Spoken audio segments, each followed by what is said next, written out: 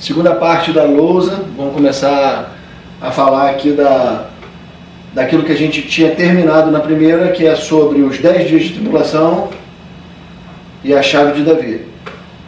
Vamos começar com a chave de Davi e para a gente entender a chave de Davi, a gente tem que buscar os contextos ao qual a chave de Davi aparece nos profetas. A gente vai começar, essa expressão chave de Davi, ela aparece 2 vezes na Bíblia. Em Isaías 22, do verso 15 ao 25, a gente vai ler, e a segunda vez em Apocalipse 3, verso 7, quando Jesus se refere à igreja de Filadélfia. Então vamos lá. Para a gente mostrar a dinâmica dessa lousa, a gente desenhou a chave de Davi aqui. Desse lado, os locais da escritura onde ela aparece e o que significa ela. E do lado de cá, o poder que ela tem. Então vamos lá, a gente vai começar lendo para contextualizar, para a gente ir construindo a ideia na cabeça de vocês do que significa a chave de Davi. E o que envolve ela. Embaixo, quando a gente partir para a tribulação de 10 dias, a gente vai mostrar as festas, as 7 festas, as datas, e aqui a tribulação, a última semana de Daniel. Tudo isso encaixado nos 10 dias de tribulação. Aí nesse momento a gente vai ter que entender as datas das festas e o que elas significam. Vamos passar bem rapidamente por cima disso tudo, que o foco é ensinar os 10 dias de tribulação. Onde se encontra isso na Menorá, né? Em concordância com o primeiro quadro. Em concordância com o primeiro quadro. Por que a gente logo de cara não vai chegar... Por que a gente tem que falar... Já não podia começar a lousa, o estudo com essa lousa só, e não precisava se dar outra. Porque como a gente ia construir a ideia de que a mensagem das 7 igrejas estaria na última semana de Daniel, era uma mensagem codificada que a gente está tentando descodificar, que as testemunhas estão envolvidas com essa mensagem, a igreja do tempo do fim tem que ser despertada pelas testemunhas. Como a gente ia mostrar todas essas expressões se a gente não mostrasse a outra lousa para vocês e chegasse aqui falando logo de 10 dias de tribulação e chave de Davi? Vocês iam achar que era coisa da nossa cabeça, a gente estava forçando uma situação. A gente está mostrando que isso tudo está contextualizado nessa mensagem e que essa mensagem tem um objetivo e um público-alvo. Então é por isso que agora a gente passou pela primeira lousa e a gente vai começar a segunda. E a gente vai começar lendo aonde aparece a chave de Davi. O primeiro texto é Isaías 22, versos de 15 a 25. Então nós vamos ler aqui Isaías 22 a partir do verso 15, tá? Assim diz o Senhor dos Exércitos, ainda vai ter com o administrador, com Sebna, o mordomo, e pergunta-lhe. Anda e vai, né? Ou ainda? Ainda. Diz assim, anda e vai ter, perdão. Que é que tens aqui? O que tens aqui tu para que abras aqui uma sepultura, lavrando em lugar alto a tua sepultura, cinzelando na rocha a tua própria morada? Eis que como homem forte, né? O Senhor te arrojará violentamente, agarrar-te-á com firmeza, enrolar-te-á num involucro e te fará rolar como bola de terra espaçosa, para a terra espaçosa, e ali morrerá. Ali acabarão os carros da tua glória, ó tu, vergonha da casa do teu Senhor. Eu te lançarei fora do teu posto e serás derribado da tua posição. Naquele dia chamarei meu servo Eliaquim, filho de Hilquias. Posso falar um pouco sobre esse termo Eliaquim? Pode. Essa expressão Eliaquim, você vê que é a junção da expressão Eli, que quer dizer meu Deus, com a expressão Aquim, que quer dizer levanta. Essa expressão Aquim, ela significa também, quando a gente vê a expressão ressuscitar na Bíblia, é o mesmo termo. Então é como se dizer que meu Deus ressuscita, né? Isso que a gente vai ver no hebraico, depois vocês podem pesquisar em algum aplicativo de hebraico, tá? Filho de Hilquias. Eliaquim? Eliaquim. Eli de El ou não? Que nem Elias, né? Elias, meu Deus. Nossa, isso daí é interessante, cara. Vesti-lo-ei de túnica. Desse jeito eu não tinha pego. Né? Depois a gente pode ver no hebraico ali. Vesti-lo-ei de túnica, cingi-lo-ei com a tua faixa, e lhe entregarei nas suas mãos, o teu poder, e ele será como pai para os moradores de Jerusalém e para a casa de Judá. Porei sobre o seu ombro a chave da casa de Davi. Então você vê que o termo chave de Davi está aparecendo aqui, né? Que vai ligar com o Apocalipse lá. Ele abrirá e ninguém fechará, né? Fechará e ninguém abrirá. Finca-lo-ei como estaca em lugar firme, e ele será como um trono de honra para a casa de seu pai. Nele pendurarão toda a responsabilidade da casa de seu pai, a prole e os descendentes, todos os utensílios menores, desde as taças até as garrafas. Naquele dia, diz o Senhor dos Exércitos, a estaca que fora ficada em lugar firme será tirada, será arrancada e cairá, e a carga que nela estava se desprenderá, porque o Senhor o disse. Então, primeira vez que aparece Isaías 22:15, a segunda Apocalipse 3:7, eu vou ler rapidinho. Perfeito. Apocalipse 3:7. Ao anjo da igreja em Filadélfia escreve: estas coisas diz o santo, o verdadeiro, aquele que tem a chave de Davi, que abre e ninguém fechará, e fecha e ninguém abrirá. Então agora, existe um link, né, sobre essa expressão chave de Davi, que aparece em Isaías 22:15 a 25 e Apocalipse 3:7. O que o Senhor Jesus projetou, como tudo começaria? Assim, a gente iria em Isaías 22, lembra da nossa conversa? Como iria começar a revelação? O que essa chave está fazendo com Sebna? Por que ela vai para Eliakim? Assim começaria a revelação. Pedro vai comentar para a gente aí. Então, o Sebna, ele era um mordomo, ele era um tesoureiro na época do rei Ezequias. E ele estava sendo infiel, e Deus pergunta para ele: o que você está querendo? No contexto do que o Jael acabou de falar. O que você está querendo fazer, construindo para você uma sepultura e cravando o nome nela? Como quem diz, você está maluco? Você está cavando a sua própria sepultura, agindo dessa forma contra mim? Vou pegar você, vou te envolver num invólucro e te jogar em lugar aberto. E ali você vai morrer. E assim, nesse mesmo contexto, ele vai e chama Eliakim. Aí Eliakim aparece nessa situação, ele fala, serás derribado da tua posição, Sebna. Aí fala assim, porém sobre naquele dia chamarei, no verso 20, naquele dia chamarei o meu servo Eliakim. Aí quando você pega, como o Jael falou, o nome Eliakim, você vê que é Deus ergue, Deus levanta, a gente está falando de ressurreição aqui, irmãos. De ressurreição. E aí ele fala que derribaria Sebna e naquele dia chamaria Eliakim e iria vesti-lo de túnica, cingi-lo com uma faixa e entregar nas suas mãos o poder que era de Sebna. E ele será como pai para os moradores de Jerusalém e para a casa de Judá. E colocaria sobre o ombro de Eliakim a chave de Davi, o poder que tem na chave de Davi. Aí você vê, nessa hora, era com Eliakim que Deus estava se referindo aqui? Eliakim tinha o poder da chave de Davi?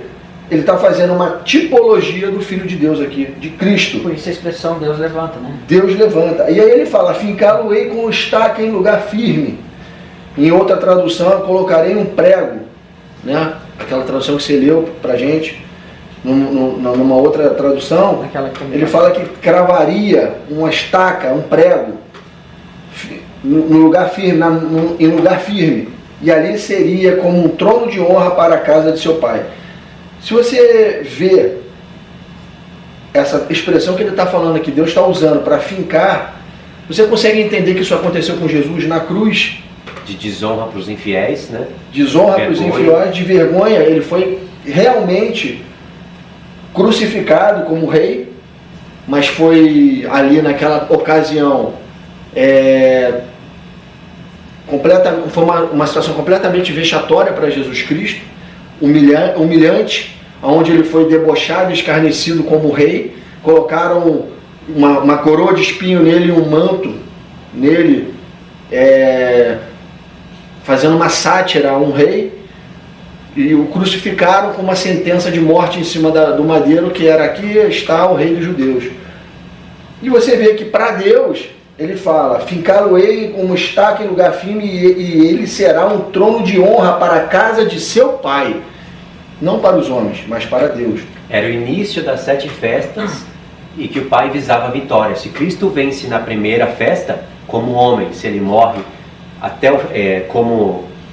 como um servo fiel, se ele não falha ali, todas as outras festas seriam praticamente concluídas. Por isso que ele fala está confirmado. Então o gatilho Isso era justamente a cumprir essa Páscoa, por isso Páscoa, um trono de glória. Então né? ele teve que passar justamente por isso daqui para poder entrar ali e completar essas daqui. Exatamente. Aí ele fala assim: nele pendurarão toda a responsabilidade da casa de seu pai, a prole e os descendentes. Ou seja, toda a responsabilidade de Deus, da família de Deus, estaria sobre ele. Descendentes a prole e os descendentes. Nós, judeus e gentios, estávamos, a responsabilidade, todo o nosso peso de culpa estava sobre ele naquele momento em que ele foi pendurado. E todos os utensílios menores, desde as taças até as garrafas, também.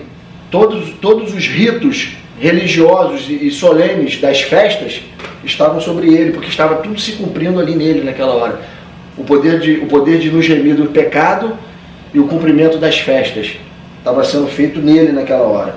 Aí ele continua no verso 25: naquele dia, diz o Senhor dos Exércitos, a estaca que fora fincada, naquele dia, no dia da volta dele, que é o dia da ressurreição dos justos, naquele dia a estaca que fora fincada em lugar firme será retirada. Será arrancada e cairá, e a carga que nela estava se desprenderá, porque o Senhor o disse. Irmãos, no momento em que você crê naquele sacrifício e na ressurreição de Cristo, a responsabilidade do nosso pecado acabou. Não há mais peso de condenação. E todas as festas se cumpriram ali, e ali se foi tudo consumado.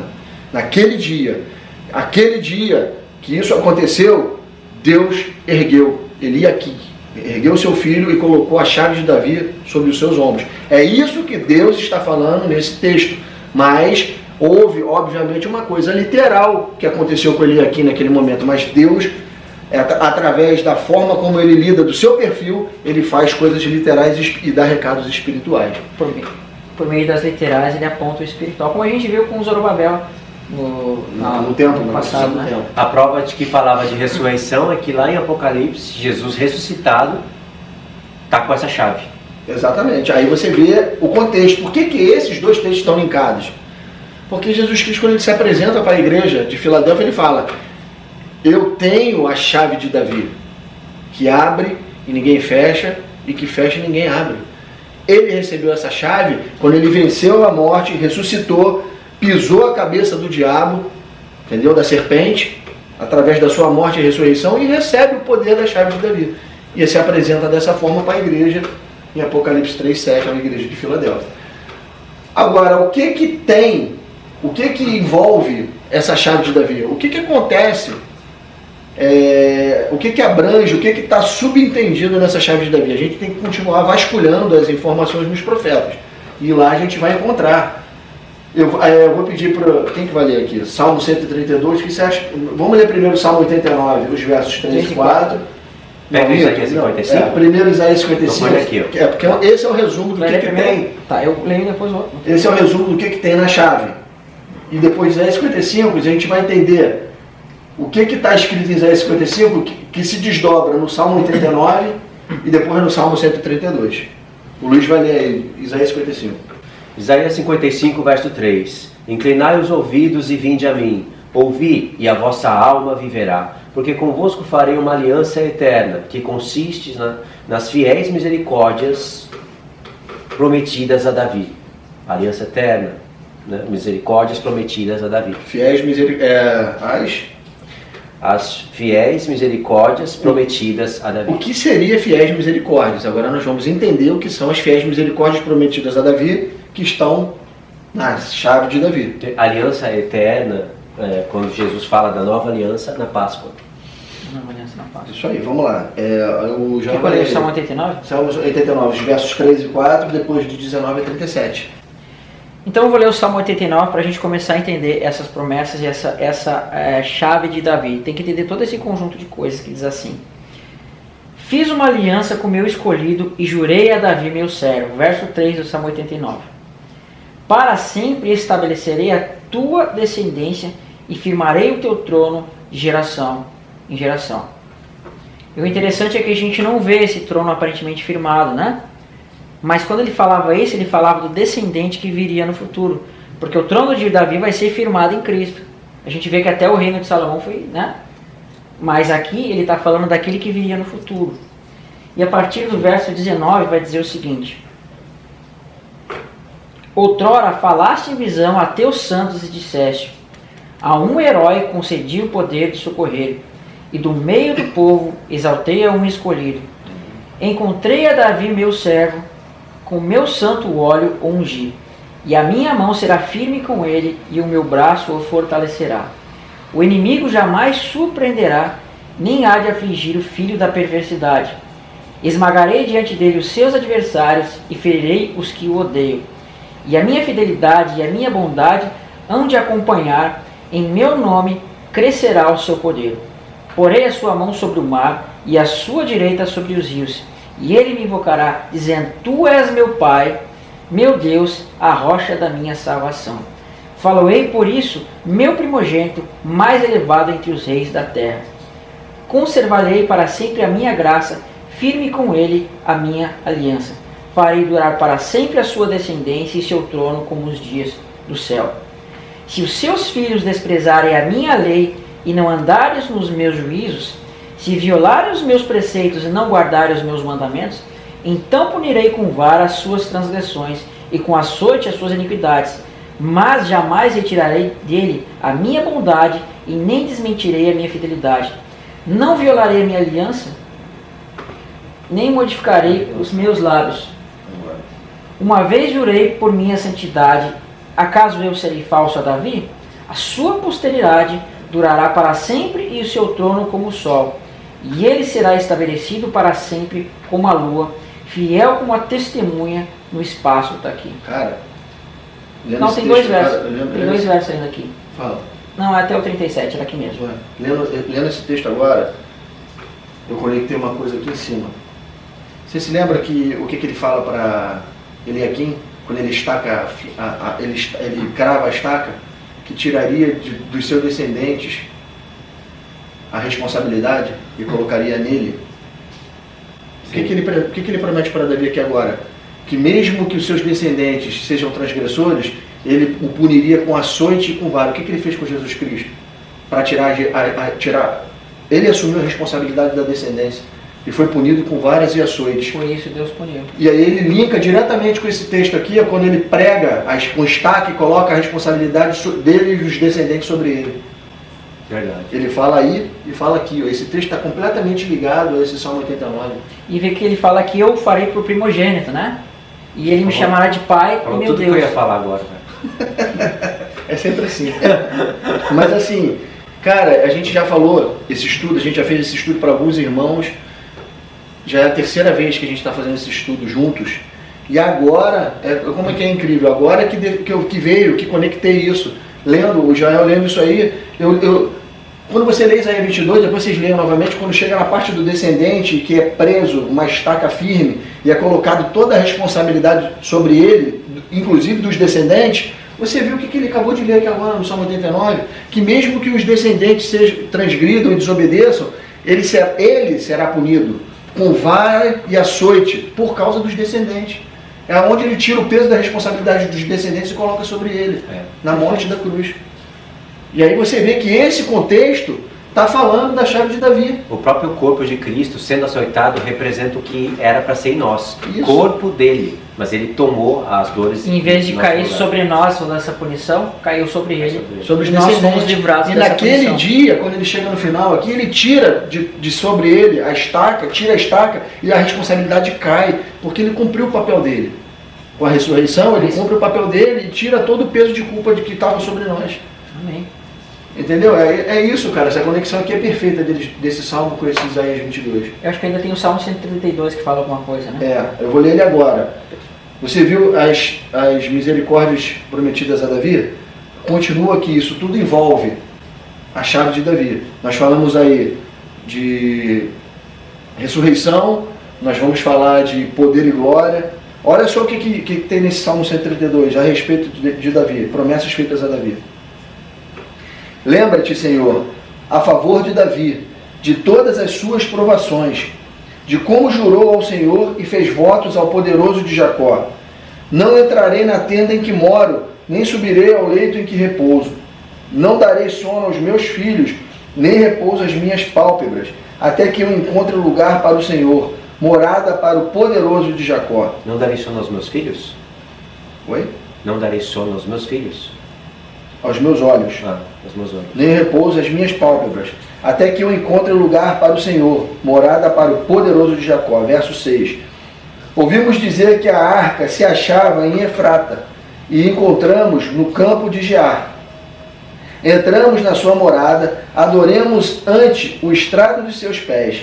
Levanta-te, Senhor, entra no lugar do teu repouso, tu e a arca da tua fortaleza. Vistam-se de justiça os teus sacerdotes e exultem os teus fiéis.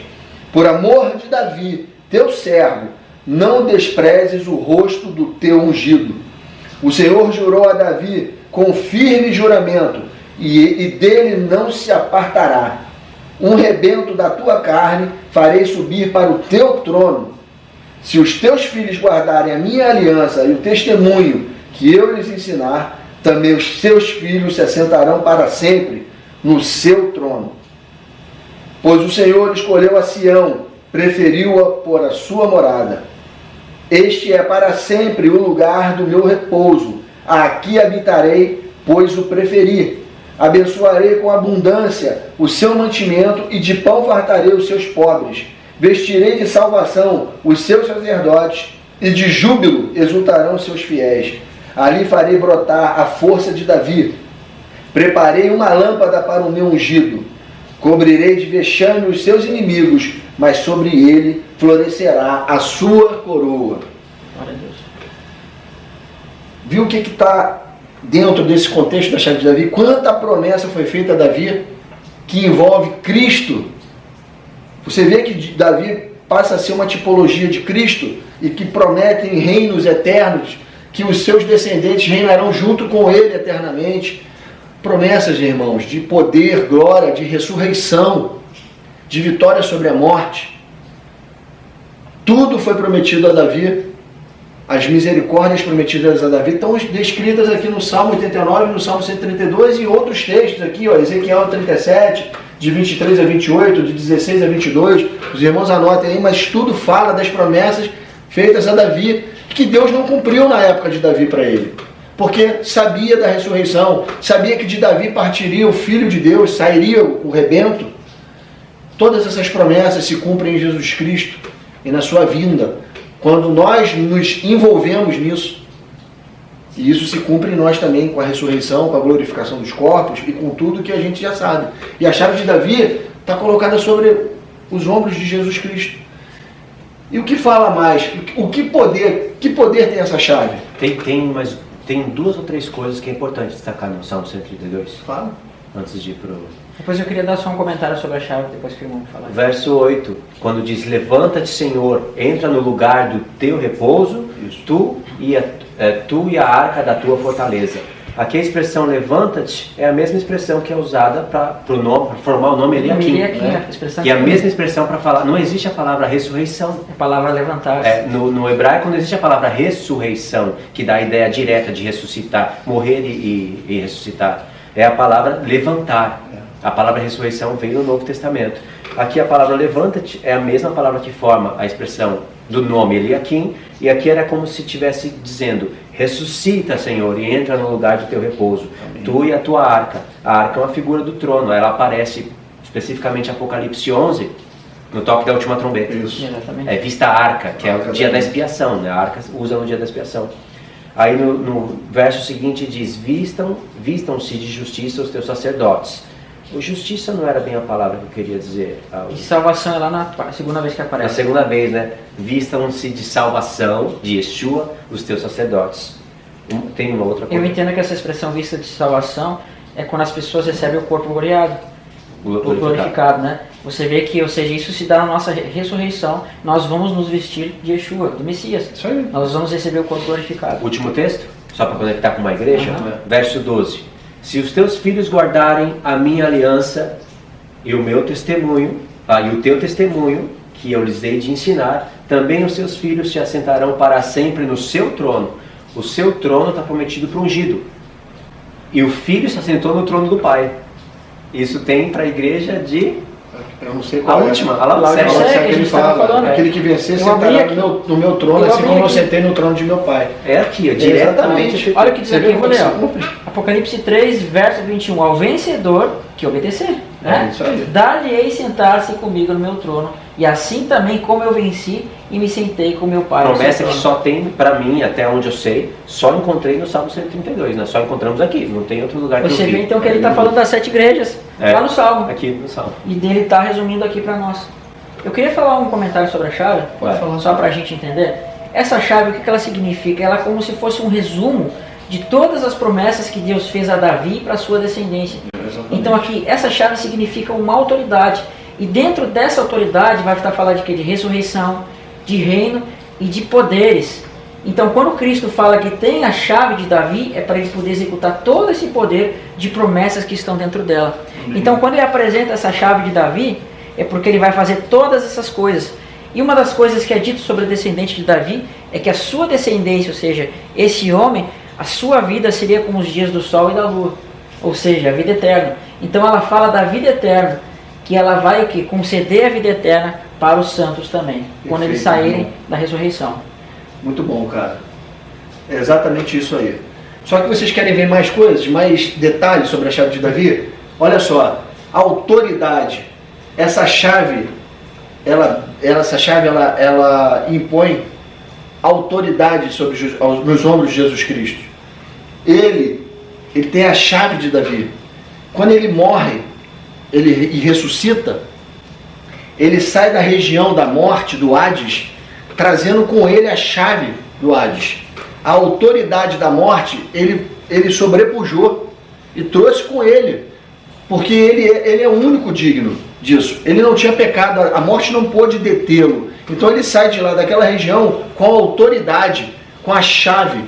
Por causa da chave de Davi, ele leva a autoridade da morte sobre ele, porque a chave de Davi, ela sobrepõe a autoridade da chave da morte. Então ele toma das mãos da morte a chave da região do Hades e leva com ele, porque só ele pode abrir aquela região para tirar de lá as almas e ressuscitar. E só ele pode colocar lá pessoas sem corpo, mas guardar as almas. Só Jesus pode fazer isso. Ele é o dono da vida. Ele é a própria vida. Então só ele podia fazer isso. Então ele tem sobre ele a autoridade de tirar o poder da morte, de reter a igreja ali. E a gente vê aqui, ó, a autoridade, Apocalipse 1, 18. Vamos lá, Apocalipse 1, 18, né? Isso. Depois eu quero falar sobre Mateus 16. Tá. Diz assim, aquele que vive e estive morto, mas eis que estou vivo pelos séculos dos séculos e tenho as chaves da morte e do inferno. Isso está em Apocalipse 1:18. É como ele se apresenta. Exatamente. As chaves da morte e do inferno. O outro é Mateus 16, né? Ele tem a chave da morte e do Hades, que é o inferno. A tradução está errada. Chaves da morte. Algumas traduções vão estar com inferno, outras com morte. Diz assim, olha só que legal isso aqui. Mateus 16, verso 18. Também eu te digo que tu és Pedro, e sobre esta pedra edificarei a minha igreja, e as portas do inferno não prevalecerão contra ela. Esse texto é sempre mal entendido, porque as pessoas, quando vê essa expressão aqui, o inferno, que as portas do inferno não prevalecerão contra a igreja, é que elas costumam dizer que o mal não vai entrar na igreja, né? Vão dizer, o diabo não vai entrar aqui na igreja. Não tem nada a ver com isso. Essa expressão inferno é a expressão Hades. E essa expressão Hades, ela resume o quê? A primeira morte. Todos aqueles que morrem vão para o Hades. Mas quando ele fala que as portas do inferno não vão prevalecer contra essa igreja, é que no dia da ressurreição essas portas vão ser abertas e os santos vão sair dela. Porque Cristo, quando ele esteve na morte, por ele não ter pecado, ele ter vencido a morte, as portas se abriram e ele saiu para a ressurreição. Então isso vai acontecer conosco quando? Quando vier o tempo da ressurreição e por meio dessa chave de Davi, ele vai abrir as portas da morte e os santos vão ressuscitar. Por isso que ela não vai ter autoridade contra os santos e ela vai soltar os santos da morte. Depois daquele momento lá em que Jesus Cristo venceu na cruz, lembre-se, ele recebeu um nome que é sobre todo nome, no céu, na terra e debaixo da terra, para que todo joelho se dobre a ele. Entende, irmão? Ele recebeu autoridade e poder porque tem sobre o seu ombro a chave de Davi.